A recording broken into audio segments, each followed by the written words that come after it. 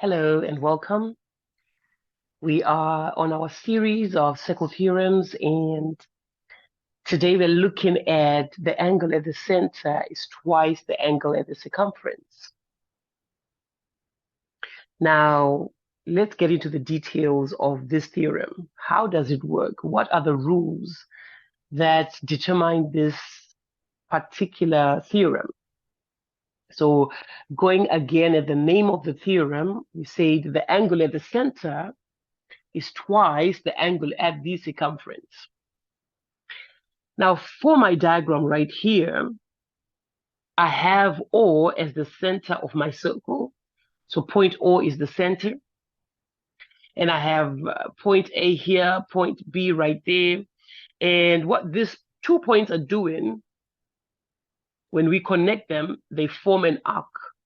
So I have my arc AB like so.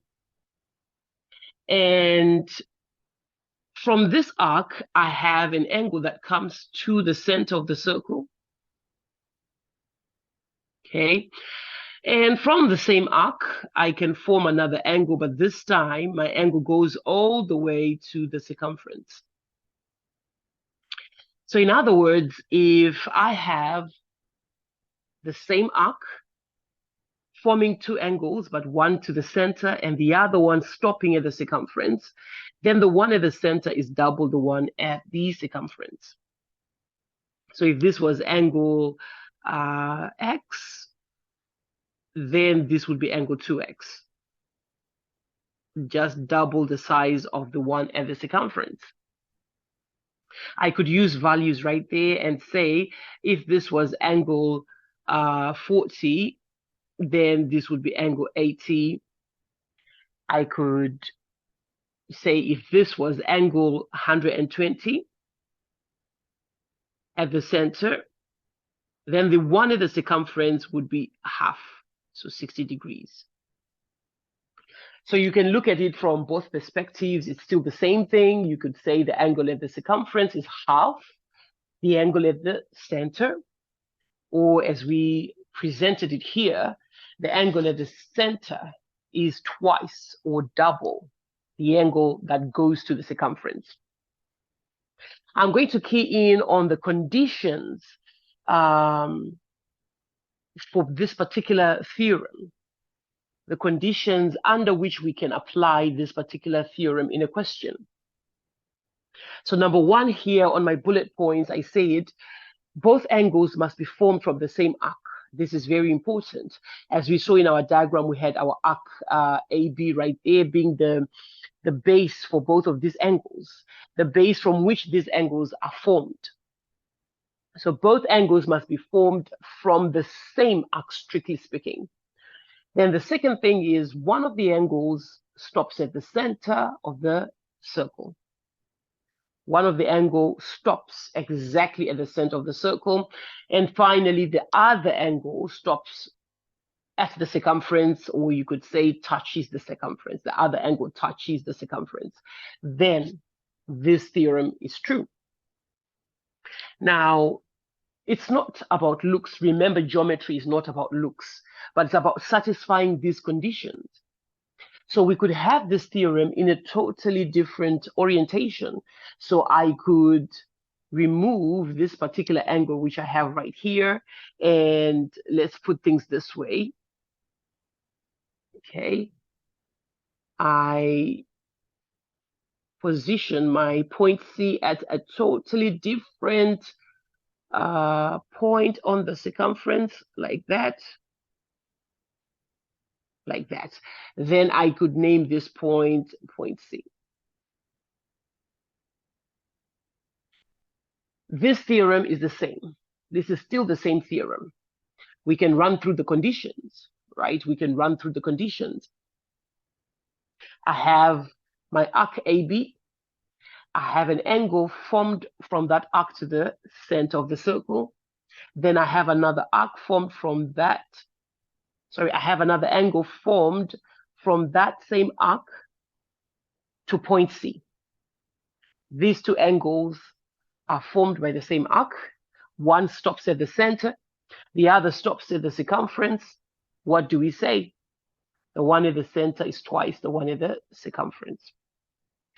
So keep in mind, it's not about the orientation that I presented to you in the beginning.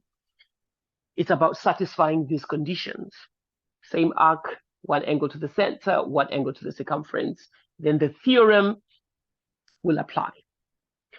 Let's take a look at a quick question, one or two quick questions to apply this theorem. How would we use this particular theorem in a question? My first question here, we are given find angle POQ. Find angle POQ. Let's observe again our conditions. I have my arc PQ right here, and my arc is subtending an angle to the center of the circle. It is given that O is the center. We never assume the center of the circle unless if it's mentioned or it's clearly labeled. So in our diagram, O is the center. That same arc PQ, I can form another angle from it, but this time I am going all the way to the circumference. So our conditions are satisfied. So then we say the angle at the center is twice the one at the circumference. But in this case, the one at the circumference is given as 50. So it means the one at the center would be double. So I'm going to have my angle POQ as 100 degrees right here. So that is the size of my angle POQ is 100 degrees. Okay, another quick question. We are given the points XYZ are points on the circumference of a circle. Center or WX and WZ are tangents to the circle. Angle ZWX is 60 degrees, as you can see. Check. Now work out the size of angle XYZ. Work out the angle XYZ. So I'm just going to label the angle in focus. This is the angle we're looking for right here. So before you answer a question, this is a typical exam question. You want to make sure you read all the information, get all the clues, get a good understanding of the information that has been given to us so we can use it rightly to answer the question. Apart from finding our angle XYZ, we're also going to give a reason for each stage of our working, or in each stage of your working. So to start with, we have O as the center, meaning OX is a radius and OZ is a radius. Remember, any straight line drawn from the center to the circumference is a radius. And we are already told that WX and WZ are tangents to the circle. We already have this theorem that says the angle between a radius and a tangent is 90 degrees. So I could label these angles here as 90 degrees. These are both 90 degrees, like that. Then when I look at the whole shape, or XWZ, that is a quadrilateral. And from our basic geometry, angles in a quadrilateral add up to 360. So I can add all my angles, the three given angles, and subtract them from 360. All right, so that's going to be my first step right here. I'm going to take 360 minus our 90, minus another 90, minus 60, and that's going to give me 120 degrees. So then I can label this angle here as 120 degrees. Okay. And the reason being, angles in a quadrilateral add up to 360. Okay. Angles in a quadrilateral add up to 360. Not only that, I also used the rule that the angles between a tangent and a radius is 90. These two angles right here, which I marked as 90 degrees. So I would need to add that to our reasons as well. I also used the rule angle between radius and tangent is 90. Okay. You could say a radius and tangent meet at 90 degrees. There are different ways to present this rule. You could say the angle and tangent are perpendicular. But remember, our focus is angle Y. We want to get to angle X, Y, Z. Now, if I focus on the arc XZ, I'm going to highlight it.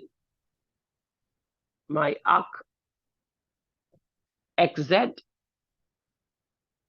it forms an angle to the center, and that's my angle O right there, which is 120 degrees. At the same time, that same arc also forms an angle Y to the circumference. So this is a suitable situation to use our theorem. The angle at the center is twice the angle at the circumference. So if our angle at the center is 120, so the one at the circumference would be 60 degrees. So we finally arrived, our angle here is 60 degrees. This is the solution to this question. And I would want to add on to our reasons that our angle X, Y, Z is equal to 60 degrees.